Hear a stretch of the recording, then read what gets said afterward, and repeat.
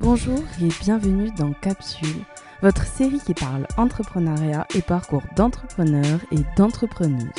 Aujourd'hui, nous partons à la rencontre de Jacques Batigne et de ses projets. Comment fait-on pour entreprendre sur différents projets tout en ayant un enfant ? Comment s'organiser et s'associer ? C'est ce que nous allons discuter avec Jacques. Je suis Audrey Royer et Capsule est portée par Podcast et la M3E et financée par BPI et la M3E. Bonne écoute. Je m'appelle Jacques Batigne, j'ai 40 ans, je suis le président de Plasticap, c'est une start-up qui vise à récompenser le tri des déchets plastiques. Et pour le sujet aujourd'hui, je suis aussi le papa d'un petit garçon de 3 ans et demi, bientôt 4. J'habite à Ajaccio. Et j'ai aussi une autre entreprise de location saisonnière avec 3 appartements, donc un planning assez chargé. As-tu toujours voulu entreprendre, Jacques ? Toujours, je sais pas. J'ai toujours eu un tempérament plutôt... même quand j'étais salarié, j'avais plutôt tendance à m'investir dans les entreprises pour lesquelles je travaillais. Peut-être même au-delà de ce qui m'était demandé. Donc, plus par choix que par obligation. Mais je sais pas si j'ai toujours eu l'âme d'entrepreneur. Je pense que oui. Quel est ton parcours ? J'ai longtemps hésité, j'ai essayé plein de trucs pendant mes études. J'ai fini mes études, je devais avoir 27 ans, donc j'ai fait d'abord un doc de biologie à l'époque à Aix-en-Provence. Ensuite, j'ai voulu faire... j'ai fait 1 an à l'Institut Paul Bocuse. J'ai voyagé pendant 1 an. Et après, j'ai fait des études en ingénierie du bâtiment à Toulouse pendant 4 ans. Et après Paris, 2 ans et demi, et après je suis rentré à Ajaccio. Et j'ai monté mon entreprise au bout d'1 an. J'ai travaillé d'abord chez un vendeur de matériaux pendant 1 an, mais c'était plus pour des raisons personnelles. J'avais besoin de temps pour gérer des affaires familiales, et une fois que ces affaires étaient réglées, j'ai monté mon entreprise en 2008, je crois. À quel âge as-tu commencé à entreprendre ? Première entreprise, c'était à 21 ans. J'étais tout jeune et on nous avait... Enfin, mon oncle, à l'époque, nous avait donné en gestion une paillote sur la route des Sanguinaires à mon cousin et à moi. C'est la première fois que je me retrouvais à gérer des salariés, une caisse, des clients. Ouais, ça avait très très bien marché. Comme toutes les paillotes, hein, c'était pas un défi non plus inatteignable, mais non, on avait bien travaillé. Donc c'était ma première expérience en tant que gestionnaire, je dirais. On était bien sûr accompagné par mon oncle parce que j'étais vachement jeune à l'époque. Et mon cousin l'était encore plus. C'était une première expérience, ouais, tout à fait. Et après, dans mon métier dans le bâtiment, donc avant d'avoir l'entreprise de bâtiment, j'ai exercé la fonction de directeur de travaux dans des entreprises sur Paris. Et j'avais 50 ou 80 ouvriers sous ma direction, quoi, sur plusieurs chantiers. Donc j'ai appris à gérer les ressources humaines, des plannings, des commandes, mais en tant que salarié, quoi. Mais j'étais en train de faire mes études à l'époque, donc ça tombait bien. Et ouais, c'était une première expérience très enrichissante. Mais là où j'ai vraiment développé des aptitudes à l'entrepreneuriat, c'est lorsque j'exerçais ce métier de directeur travaux. C'était dans une PME et on nous donnait énormément de responsabilités par rapport à notre niveau professionnel. Et donc ça nous mettait face à des problématiques et des enjeux qui nous dépassaient quelquefois, et il fallait se dépasser pour pouvoir réaliser ses objectifs, quoi. Et c'était vraiment là la première fois où je me retrouvais avec beaucoup de responsabilités, enfin seul face à beaucoup de responsabilités, quoi. Et c'est comme ça qu'on apprend, hein, je pense. Hein. Je pense intimement qu'on apprend 5% d'un métier à l'école et que les 95% restants s'apprennent sur le terrain, quoi. Et c'est vrai pour beaucoup de métiers, quoi. Peux-tu nous parler de ta première entreprise ? La première entreprise, l'entreprise de bâtiment, on exerçait partout en Corse, beaucoup plus à Ajaccio, hein, évidemment, puisque c'était là qu'on était basé. J'ai beaucoup appris sur la gestion des ressources humaines, aussi sur la gestion administrative, hein, je dirais tout ce qui gravite autour des entreprises aujourd'hui, les obligations légales, administratives d'une entreprise, la solitude du chef d'entreprise, chose dont on parle très peu, mais et la responsabilité du chef d'entreprise, hein. Donc c'est plus la solitude face à ses responsabilités. Et oui, c'est vraiment ça qui a été... c'est vraiment quelque chose que j'ai développé pendant cette période, quoi. La capacité à prendre des décisions rapidement, à assumer ces décisions et à les porter jusqu'à la réalisation de ses objectifs. Ça, c'est quelque chose... vous n'avez pas quelqu'un derrière qui va vous mettre la pression pour vous dire il faut que ça soit fait avant telle date, et ainsi de suite. C'est vraiment à nous de nous organiser. Et, dès qu'on fait une erreur, on doit en assumer les responsabilités et trouver des solutions pour réparer cette erreur. Et ça, on est tout seul, quoi. Les conseils, tout ça, c'est bien beau, mais au final, c'est nous qui prenons la décision finale, quoi. La création, ça s'est plus fait... J'étais jeune entrepreneur. Ça s'est plus fait sur un coup de tête. Et c'est une des premières erreurs que j'ai faites. J'ai pas réfléchi. J'ai même pas réfléchi au statut, aux choses comme ça. Il fallait, comme si j'avais quelque chose en moi une force en moi qui me poussait à créer cette entreprise.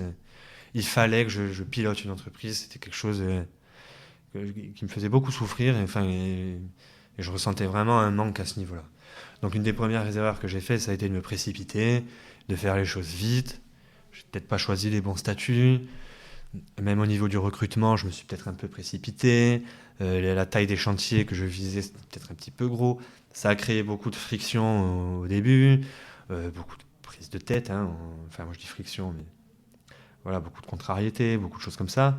Ça a fonctionné parce qu'on a travaillé beaucoup et que voilà, on a respecté nos engagements et on a réussi à gagner des parts de marché, hein. Mais voilà, donc ça a été le début d'une longue phase d'erreurs, alors pas que des erreurs, hein, et de réussite. Et qu'est-ce que tu as appris de cette première entreprise? Oh, j'ai appris beaucoup. Je suis devenu plus procédurier. Je fais moins confiance. J'aime pas dire ça de cette manière, mais genre, j'aime bien maintenant, contractualiser les engagements qui sont pris lors de réunions, des choses comme ça. Oui, c'est une forme de professionnalisation en fait, hein. Je- C'est le passage de l'entrepreneur enfant à l'entrepreneur adulte, quoi, on va dire. Et ça, voilà, comme je disais tout à l'heure, il n'y a que sur le terrain qu'on peut l'apprendre, et il n'y a que en se prenant des baffes, hein, très clairement. Alors trop d'échecs, c'est pas bon non plus, mais il en faut un petit peu. Et en fait, un entrepreneur, pour moi, il va être jugé sur deux facteurs. Ça va être la capacité à prendre des risques et sa capacité à se relever. Et c'est vraiment pour moi les deux piliers de ce que doit être un entrepreneur. Je dois très vite comprendre que j'ai fait une erreur et je dois très très vite réagir face à cette erreur et ne pas rester bloqué. Et ça demande beaucoup d'efforts, beaucoup de travail, beaucoup de ressources, beaucoup de remise en question. Et c'est comme ça en fait qu'on progresse, hein. Par contre, si je fais que des erreurs, évidemment que il faut peut-être que je revoie ma copie et que je change de métier. Mais il faut en faire. Je pense que c'est vraiment nécessaire, hein. Et l'erreur, c'est pas une fin en soi. Alors, il y a des erreurs qui peuvent peser plus ou moins lourd sur une entreprise. Mais voilà, je pense qu'il y a des erreurs qui sont indispensables à la formation d'un entrepreneur aguerri, quoi. Trouver aussi, c'est trouver les bonnes personnes, quoi. C'est très très dur. Un entrepreneur seul, c'est compliqué. Il faut bien s'entourer. Pourquoi l'avoir fermé et pourquoi t'être lancé dans un nouveau projet? Après, tout au long de la vie de l'entreprise, ça s'est bien passé. Ce qui m'a fait fermer l'entreprise, c'est une confluence de beaucoup de choses. L'ennui, parce que Ajaccio, en termes de taille de chantier, de défis techniques. Quand j'étais à Paris, par exemple, j'ai travaillé sur la tour CB31. C'était une tour de 220 mètres à La Défense. Donc là, on est face à des problématiques techniques, structurelles, qui sont intéressantes quand on est ingénieur et qu'on cherche des solutions. Ben voilà, c'est pas tous les jours qu'on doit gérer. Par exemple, gérer un approvisionnement d'une tour de 220 mètres quand on a 30 mètres ou 300 mètres carrés d'espace de stockage, c'est un vrai défi. C'est des vraies problématiques, c'est des vraies remises en question. Voilà. Et puis on a vraiment des supports qui nous sont donnés pour nous aider à trouver des solutions, tout ça. À Ajaccio, on va plutôt être, quand vous avez rénové un appartement, c'est comme si vous en aviez rénové 50. Vous avez fait un bureau, c'est comme si vous en avez fait 50. Et au bout de 10 ans d'activité, on refait un peu toujours la même chose. Donc il y a une forme d'ennui qui s'était installée. Ensuite, j'avais aussi... entre-temps, j'avais acheté ces appartements et à côté, je commençais à développer du chiffre d'affaires et donc des revenus. Et en comparaison du temps passé avec l'entreprise de bâtiment et ce que je générais comme revenu et le temps passé à m'occuper de mes appartements et le revenu que je générais, c'était beaucoup plus intéressant finalement de gérer les appartements. Le deuxième facteur qui a joué, c'était l'arrivée de mon fils. J'avais envie de passer du temps avec lui, comme je disais précédemment.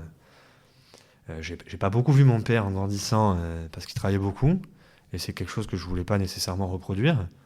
Donc j'avais envie de prendre un petit peu de temps pour l'éducation de mon fils. Et après, il y avait aussi un environnement économique où il y a quand même des... Je parlais tout à l'heure de la culture professionnelle. Il y a des choses qui se passent à Ajaccio qui sont pas évidentes.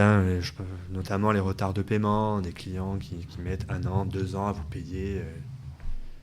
C'est le chef d'entreprise qui prend sur lui dans ces cas-là, parce que les salariés, eux, sont payés, l'URSSAF, les cotisations sont payées. Celui qui se paye pas, c'est le patron. Donc ça devient très vite pesant, démotivant aussi, d'une certaine manière. Donc tous ces facteurs-là ont fait qu'à un moment donné, je me suis dit, j'avais 37 ans à l'époque, et je me suis dit, si tu dois changer maintenant, et puis j'avais vraiment, depuis même quelques années avant ça, j'avais commencé à étudier énormément tout ce qui touchait aux ENR, donc aux énergies renouvelables. J'ai lu beaucoup de livres, donc recyclage, énergie renouvelable, tout ce qui touchait à l'environnement. Et j'avais envie de me reconvertir dans des métiers liés à l'environnement. Donc j'avais préparé mon CV et tout, machin, tout bien. Et puis quand j'ai dû commencer à prospecter pour des jobs là-dedans, Covid. Et donc là, je me suis intéressé à la finance. Donc j'ai commencé à lire des livres sur la finance. Et puis petit à petit, la crypto-monnaie, la blockchain.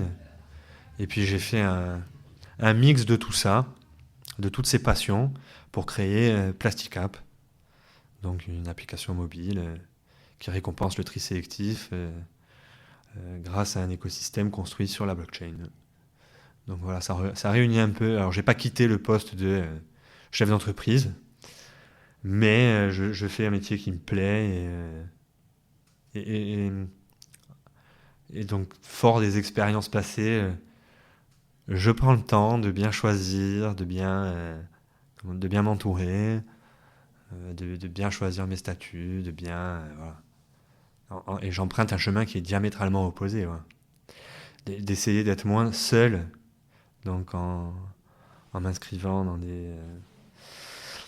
des structures comme la M3E, en essayant de présenter des concours, des résidences d'accélération. Voilà, j'essaie vraiment de galvaniser, d'intéresser d'autres structures à mon projet. Ce que je ne faisais pas avant. C'était une erreur.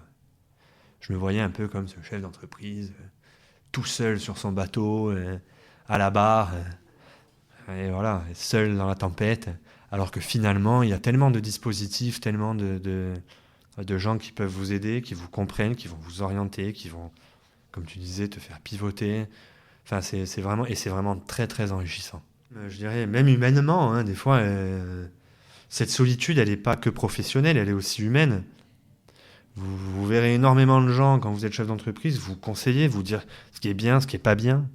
Et c'est souvent des gens qui n'ont jamais touché à l'entrepreneuriat, qui ont été fonctionnaires toute leur vie, qui vont vous expliquer comment être un bon chef d'entreprise. Donc il faut savoir écouter ces gens, mais il faut savoir aussi interpréter ce qu'ils vous disent. Et ça, c'est difficile, ouais. Au final, être entrepreneur et papa, c'est possible. C'est une force même. C'est vraiment la première chose qu'on se dit, c'est voilà, mais comment il va faire pour gérer tout ça? Alors qu'en fait, si c'est bien fait, une chose peut en renforcer une autre. Comme je disais, je passe mes mercredis. Alors le mercredi, je travaille pas, c'est une façon de parler, je réponds au téléphone, voilà, s'il faut faire quelque chose, je vais le faire, hein, parce que j'en ai la capacité, mais je vais passer le mercredi avec mon fils. Quand j'attaque le jeudi à travailler, je suis un homme neuf. Et puis je suis d'autant plus motivé que je me dis, voilà, j'ai envie de faire la fierté de mon... Enfin, comme tout père, comme tout parent, j'ai envie que mon fils soit fier de moi, que voilà, ben, il ait de quoi se nourrir, il ait de quoi... j'ai envie de lui faire plaisir, j'ai envie... Donc ça passe par le développement de l'entreprise. Et donc ça devient... Un enfant devient un moteur, devient une source de motivation, en fait, pour un entrepreneur. Et je pense que c'est vraiment quelque chose qui est en train de changer. C'est vraiment une différence entre les générations, quoi. Mon père aurait certainement pas vu la chose de cette manière, hein. Pour lui, être un bon père, c'était travailler dur, tout le temps. Ramener un maximum de profit à la maison, sécuriser au maximum sa famille. Là où peut-être qu'un enfant aurait peut-être eu besoin de plus de présence, quoi. Mais je ne pas... Enfin, c'était comme ça. Ouais, et c'était pire avant, hein. J'imagine que pour eux, c'était encore pire, quoi. J'ose même pas imaginer comment nos grands-pères ont élevé nos parents, quoi. Combien êtes-vous sur Plasticap? On est 4 maintenant associés.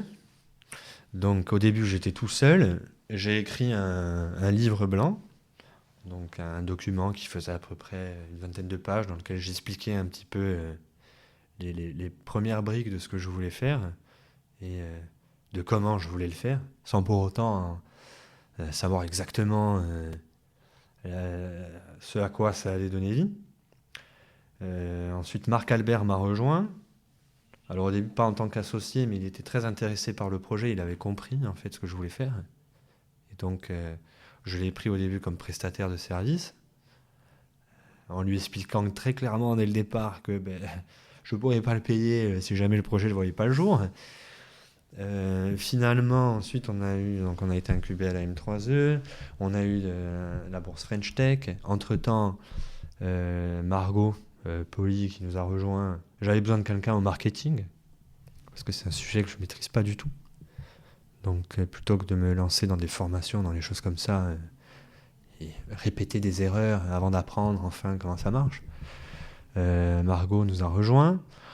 Et ensuite, on a fait appel à un consultant pour nous aider à vraiment structurer le projet, parce que finalement, plus on mettait le nez dans le projet, plus on s'apercevait alors de la portée du projet, c'est-à-dire qu'on pouvait amener des solutions à tout un tas d'acteurs autour de la chaîne de valorisation, mais aussi à la technicité du projet. Et donc on a pris un consultant qui était commissaire européen. On a été très surpris au début qu'une personne avec un tel CV soit intéressée pour nous accompagner sur ce projet. Et puis ça l'a tellement intéressé que finalement il est devenu associé lui aussi. Donc on est très content. Et lui, voilà, c'est vraiment plus de l'advisoring, hein, en termes de finance, comptabilité, tout ce qui est pitch deck, relations avec les investisseurs. Et puis c'est aussi une porte vers l'Europe, parce que c'est vraiment un de nos objectifs avec Plasticap. C'est vraiment d'être très vite scalable, je dirais, dans un maximum de régions dans le monde, quoi. Puisque le problème du plastique aujourd'hui n'est pas un problème national, mais un problème mondial. Et l'idée de Plasticap, en fait, c'est vraiment de créer une communauté autour de le recyclage du plastique, qui soit le plus transfrontalière possible. Donc, très très vite, on aimerait... alors, on a des investisseurs qui sont à Dubaï, on a des collaborateurs qui sont à Nice, d'autres en Suisse. Dès qu'on va sortir l'appli, on va essayer de leur faire télécharger et de commencer à créer des premières communautés un petit peu partout. Donc ça, c'est quelque chose auquel on tient. Où en êtes-vous et quelles sont les prochaines étapes? On est en train de monter un dossier avec Femukui et un fonds d'investissement donc basé à Dubaï spécialisé dans la blockchain. Donc on est toujours en cours de discussion. Ça avance plutôt bien. Les choses ont l'air de se présenter de la meilleure des manières, mais ça prend un petit peu de temps. C'est plus des démarches administratives, plus des points précis dans le contrat voilà, qu'on est en train de discuter, mais ça avance bien. Ouais. Par contre, une chose que j'ai notée par rapport à ce projet, c'est que depuis le début, pour nous, c'est très facile d'impliquer les gens dans notre projet. Quand on veut présenter une application qui est gratuite et qui est un vecteur de tri et qui a une portée environnementale, d'une manière générale, très très vite on arrive à intéresser les gens et on a quelqu'un en face de nous qui nous écoute. Et donc on a présenté notre projet à d'autres fonds d'investissement. Malheureusement, on ne rentre pas dans leur thèse d'investissement. Par contre, ils ont tenu à nous accompagner sur d'autres sujets parce que le projet les intéressait beaucoup. Et depuis le début, c'est comme ça. C'est-à-dire, on a beaucoup de facilité à intégrer la M3E, beaucoup de facilité, on est suivi par la CAPA au niveau régional. À chaque fois qu'on présente notre projet à une entité, généralement, les gens ont envie de s'impliquer. Ouais. Ils ont envie de nous accompagner, de nous conseiller, de faire partie de l'aventure, en fait. Et c'est vraiment une source de motivation pour tout le monde dans l'entreprise. Donc ça, ouais, c'est vraiment quelque chose qui nous a aidés jusqu'à maintenant, quoi. On se couche le soir, on est content, quoi.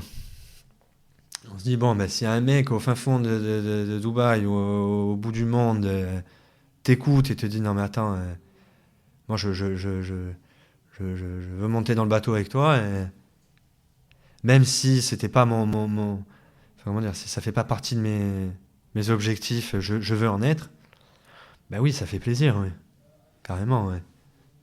Puis généralement, bon, c'est pas des gens qui comprennent rien, quoi. Voilà, c'est des gens dont c'est le métier, donc c'est vrai que ça fait plaisir, quoi. Prochaine étape, ouais, là on est, alors en termes de développement, l'application est fonctionnelle, elle marche, hein, les principales fonctions qui vont nous servir justement à récompenser les gens fonctionnent.